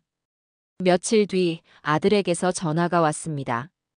아들의 목소리는 많이 지쳐 있었지만 한편으로는 무언가 단단한 결심을 한 듯 차분했어요. 어머니, 죄송해요. 제가 더 빨리 알았어야 했는데 어머니 마음고생 시켜드려서 정말 죄송합니다. 됐다. 이제라도 알았으면 그걸로 됐다. 민영이와는 더 이상은 힘들 것 같아요. 어머니를 그렇게 대하는 사람과 제가 어떻게 평생을 함께 하겠어요. 저 자신을 위해서라도 그게 맞는 것 같아요. 아들의 말에 저는 아무 대답도 하지 않았습니다. 그저 묵묵히 아들의 결정을 지지해 줄 뿐이었어요. 그것이 제가 어미로서 해줄 수 있는 마지막 역할이었습니다. 전화를 끊고 저는 주머니 속에 넣어두었던 벨벳 상자를 꺼냈습니다. 상자를 열자 금목걸이가 여전히 눈부신 빛을 발하고 있었어요. 저는 그것을 한참 동안 바라보다가 조용히 뚜껑을 닫았습니다. 이 물건은 이제 더 이상 불행의 상징이 아니었습니다. 이것은 제게 새로운 삶을 찾아준 고마운 증표였습니다. 며느리의 번호를 차단하고 나니 세상이 다 조용해진 것 같았습니다. 더 이상 저를 괴롭히는 소음 같은 문자도 가식적인 애원이 담긴 전화도 오지 않았어요. 저는 모처럼 평온한 며칠을 보냈습니다. 아침에 일어나 밭에 나가고 저녁에는 동네 사람들과 텔레비전을 보며 웃고 떠들었죠. 하지만 이 평화가 그리 오래가지 않을 것이라는 것을 저는 어렴풋이 짐작하고 있었습니다. 며느리 유민영이라는 여자는 그렇게 쉽게 포기할 위인이 아니었으니까요. 제 예상은 틀리지 않았습니다. 며칠 뒤 낯선 번호로 전화 한 통이 걸려왔습니다. 받지 않을까 하다가도 혹시나 아들에게 무슨 일이 생겼나 싶은 마음에 저도 모르게 통화 버튼을 눌렀어요. 수화기 너머에서는 다급하고 신경질적인 여자의 목소리가 들려왔습니다. 여보세요. 저 민영이 엄마예요. 사돈이었습니다. 저는 그 목소리를 듣는 순간 올 것이 왔구나 싶어 마음을 단단히 먹었습니다. 며느리가 제게 길이 막히자 결국 최후의 보루인 제 부모에게 SOS를 친 것이 틀림없었어요. 네, 사부인. 안녕하세요. 저는 최대한 아무렇지 않게 차분한 목소리로 인사했습니다. 제 평온한 목소리가 오히려 사부인의 화를 돋운 모양이었습니다. 그녀는 숨도 쉬지 않고 제게 불만을 쏟아내기 시작했어요. 안녕하세요. 인사가 지금 목구멍으로 넘어가세요? 아니, 안사돈. 어떻게 사람이 그렇게 모질 수가 있어요? 우리 민영이한테 대체 무슨 짓을 하신 거예요? 애가 지금 밥도 못 먹고 잠도 못 자고 아주 반송장이 다 됐어요. 저는 아무 대답 없이 사부인의 말을 묵묵히 들었습니다. 며느리가 제 부모에게 어떤 식으로 이야기를 꾸며냈을지 듣지 않아도 훤히 보였습니다. 금목걸이 이야기는 쏙 빼놓고 인정머리 없는 시어머니가 썩어빠진 감자 몇 알 때문에 자기 딸을 잡아 죽이려 한다는 식으로 눈물 콧물 쏟으며 거짓말을 했겠죠. 아니, 요즘 젊은 애들이 바쁘게 살다 보면 그럴 수도 있는 거지. 그깟 감자 한 상자 좀 버렸다고 어떻게 며느리한테 그런 모욕을 주고 애를 이혼까지 하게 만들어요? 그 감자가 뭐 산삼이라도 됩니까? 다 늙어서 농사 짓는 게 유세예요? 없는 살림에 자식한테 뭐 하나 보내주는 건 고마운데 그렇다고 사람을 이렇게 막 대하시면 안 되죠. 이건 명백한 시집살이에요, 시집살이. 사부인은 그깟 감자라는 말을 몇 번이나 반복했습니다.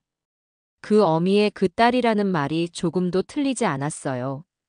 제 진심과 정성을 하찮게 여기는 그 태도가 며느리와 판박이처럼 똑같았습니다. 저는 그녀가 제풀에 지쳐 잠시 말을 멈출 때까지 아무런 대꾸도 하지 않았어요. 제 침묵에 사부인은 더욱더 기세등등해졌습니다. 여보세요? 듣고 계세요? 왜 아무 말씀이 없으세요? 찔리세요? 우리 민영이가 뭘 그렇게 잘못했어요? 안사돈이야말로 너무 빡빡하게 구시는 거 아니에요? 애가 뭘 모른다고 그럴 수도 있지. 어른이 돼서 그걸 좀 너그럽게 품어주지는 못할 망정. 어떻게 애 앞길을 이렇게 막으세요? 한참을 혼자 떠들던 그녀가 숨을 고르기 위해 잠시 말을 멈췄을 때 저는 비로소 입을 열었습니다.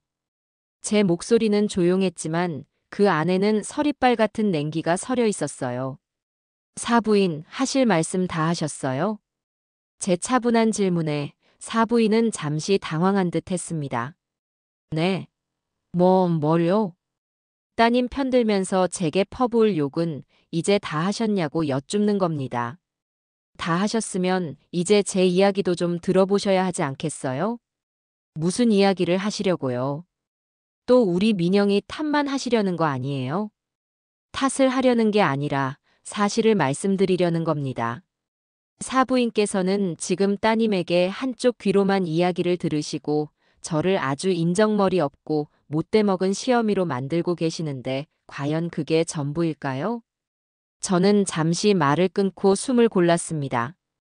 그리고는 가장 핵심적인 질문을 던졌어요. 사부인, 혹시 따님에게 금목걸이에 대한 이야기는 못 들으셨습니까? 금목걸이요? 그게 무슨 소리예요? 사부인의 목소리에는 순수한 의문이 담겨 있었습니다. 역시나 며느리는 그 부분은 쏙 빼놓고 이야기했던 겁니다. 제가 보낸 감자 상자 안에는 흙 묻은 감자만 들어있던 게 아닙니다. 곧 있을 아들 내외 결혼 기념일을 축하해주고 싶어서 제 쌈짓돈을 전부 털어 산 순금 10돈짜리 목걸이를 함께 넣어 보냈어요. 따님이 버린 것은 사부인께서 말씀하시는 그깟 감자뿐만이 아니라 제가 제 자식들을 위해 준비한 마음이자 수백만 원짜리 선물이었단 말입니다. 수화기 너머로 숨을 꿀꺽 삼키는 소리가 들렸습니다.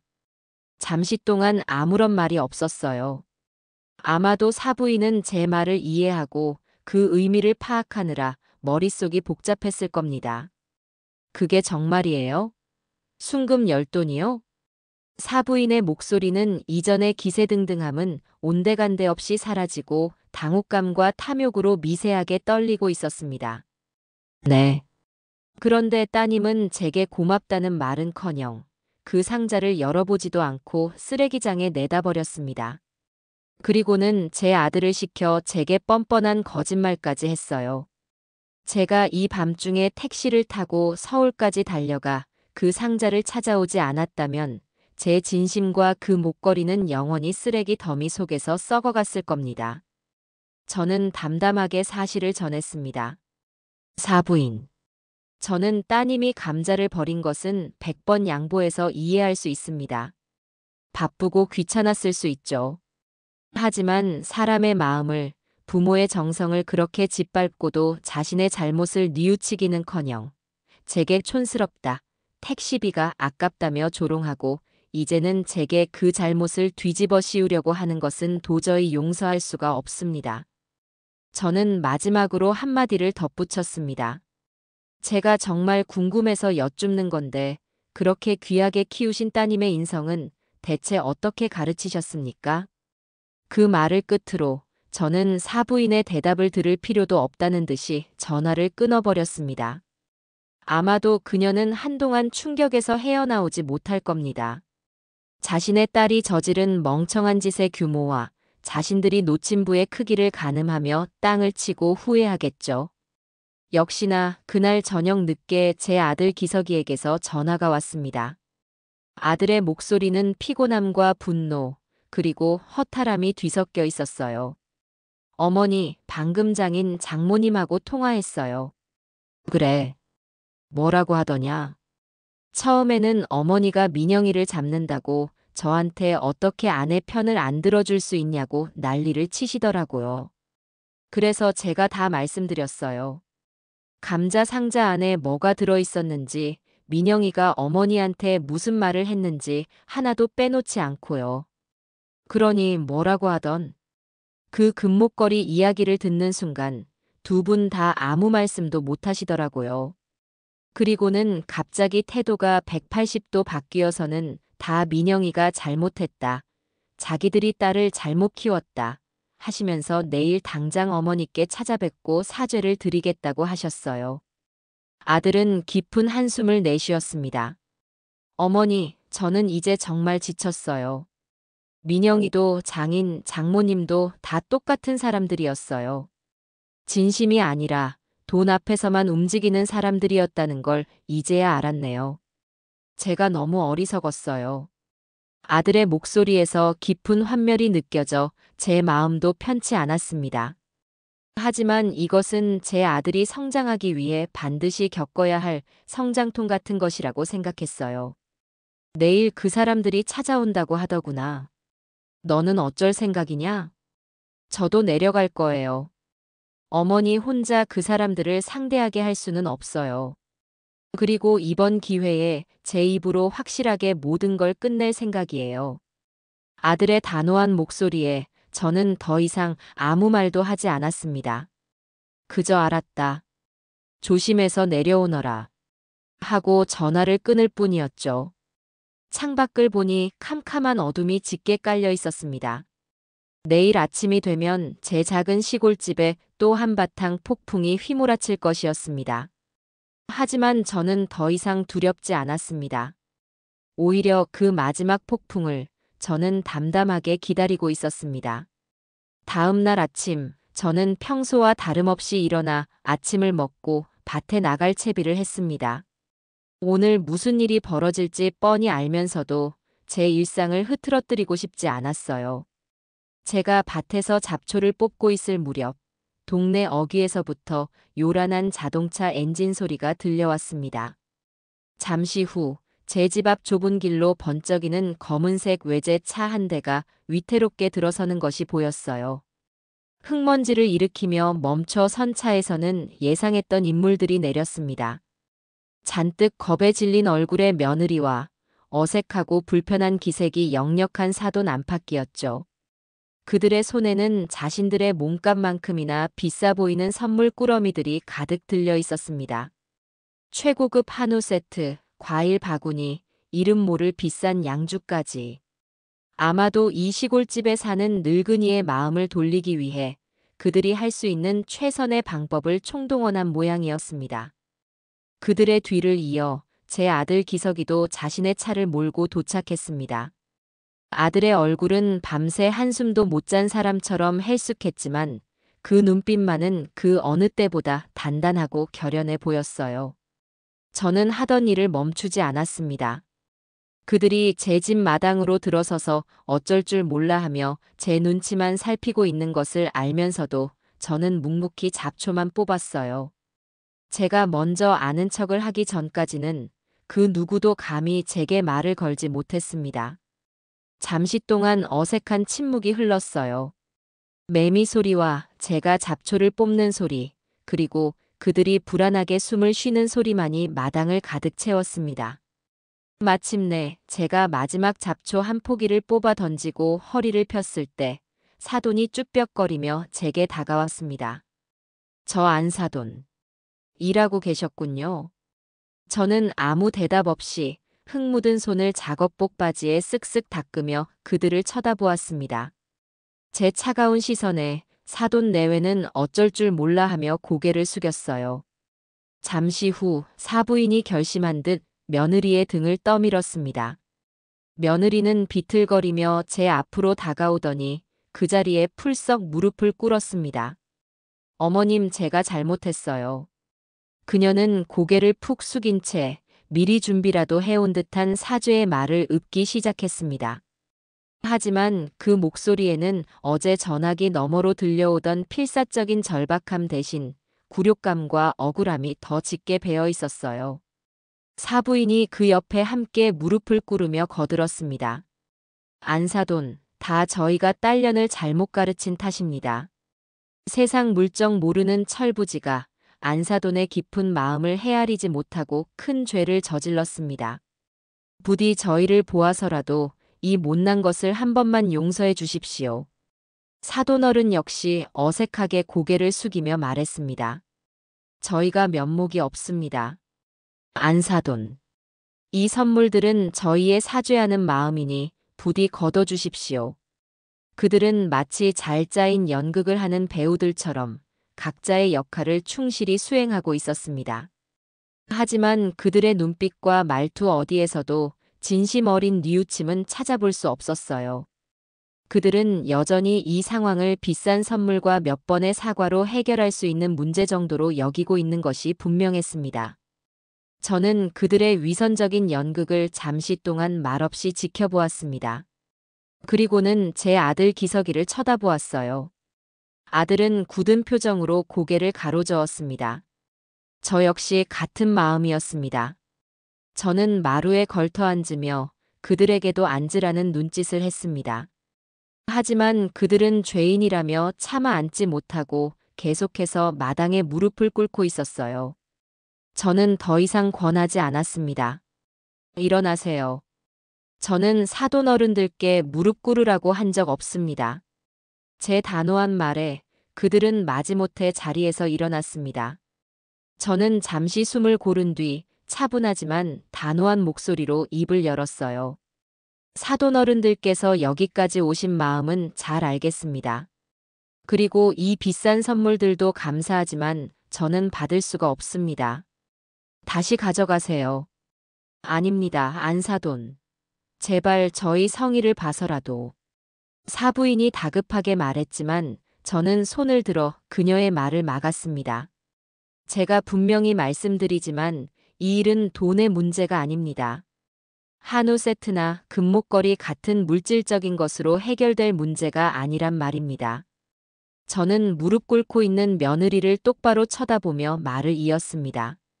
이것은 사람의 도리와 진심에 대한 문제입니다. 저는 평생을 땅을 파며 정직하게 살아왔습니다. 제게 있어 가장 중요한 가치는 눈에 보이지 않는 사람의 마음과 정성입니다. 그런데 따님은 제 마음과 정성을, 제 삶 자체를 쓰레기 취급하며 내다버렸습니다.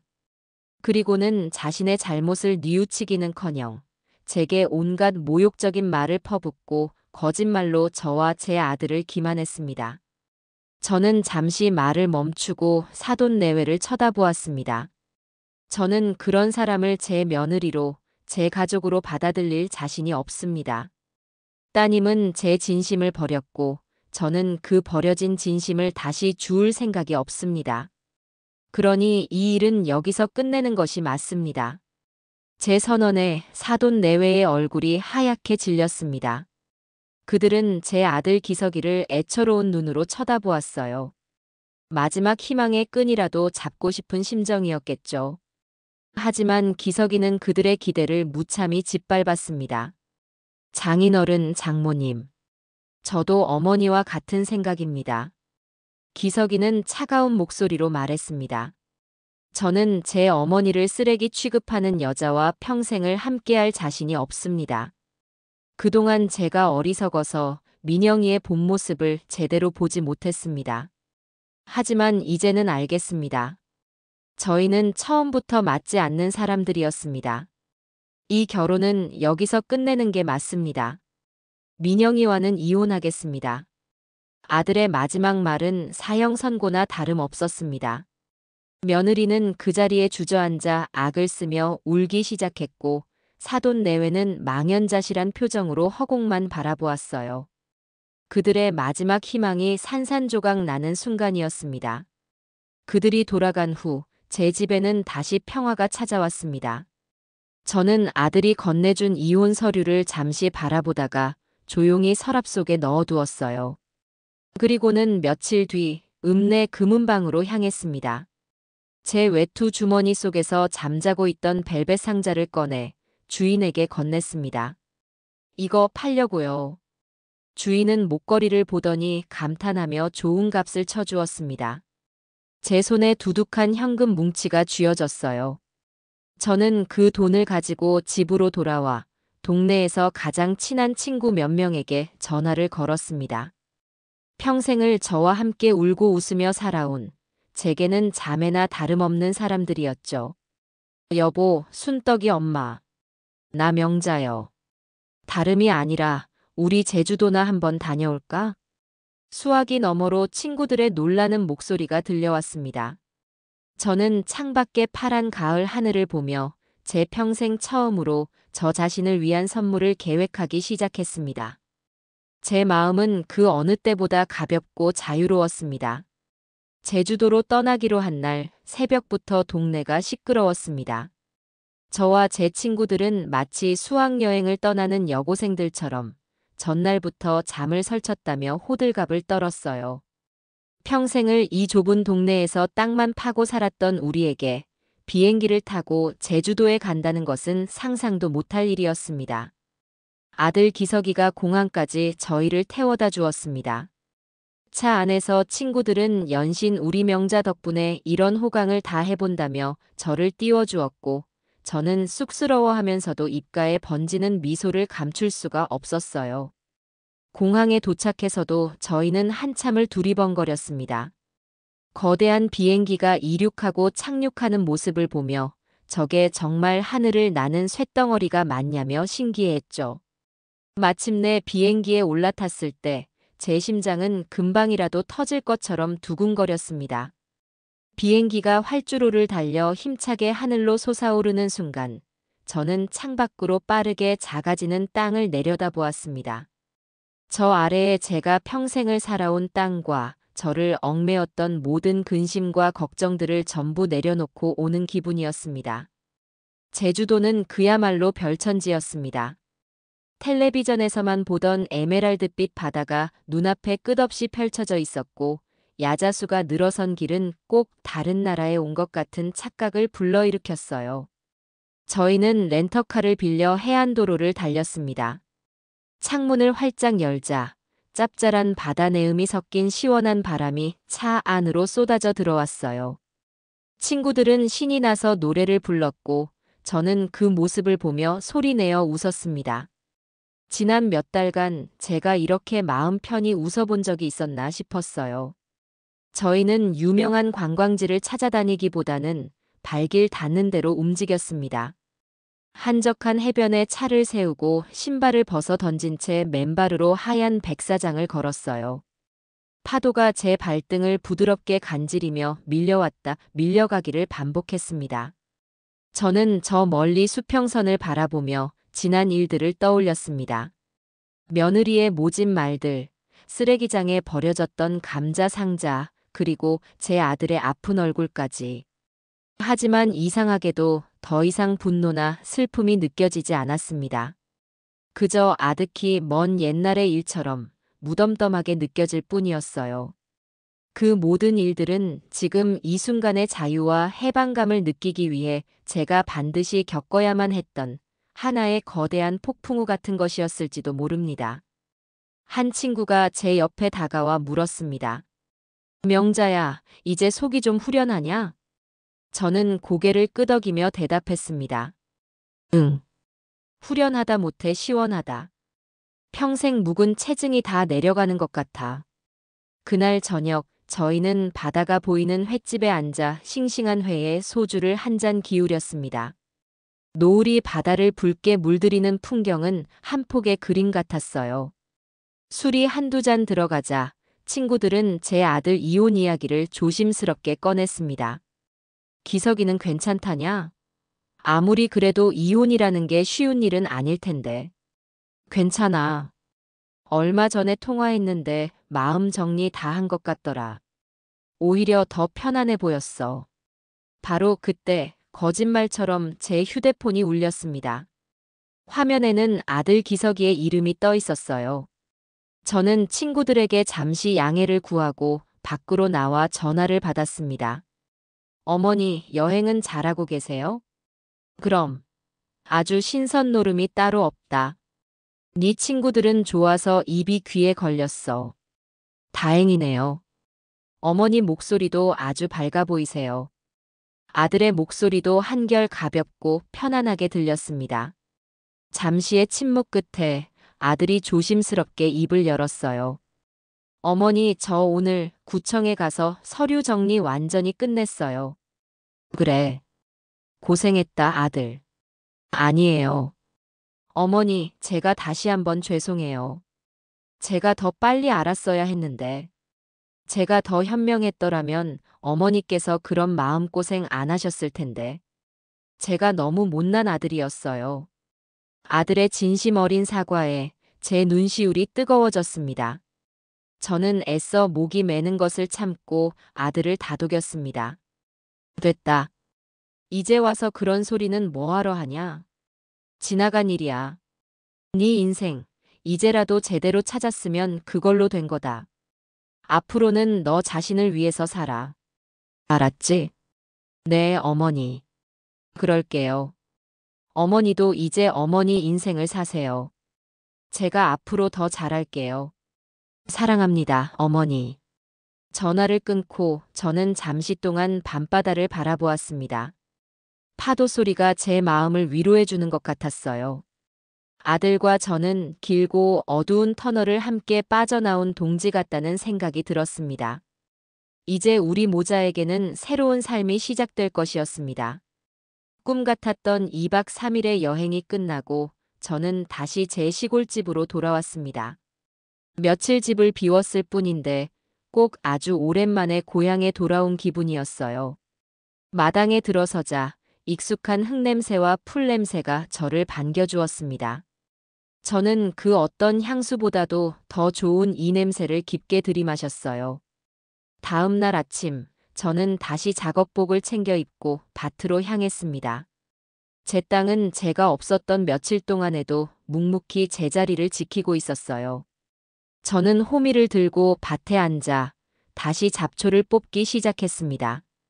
햇살은 따사로웠고 바람은 시원했습니다. 제 마음은 그 어느 때보다 평화롭고 충만했습니다. 저는 더 이상 누구의 아내도 누구의 어머니도 아니었습니다. 저는 온전한 김명자로서 제 땅 위에 굳건히 서 있었죠.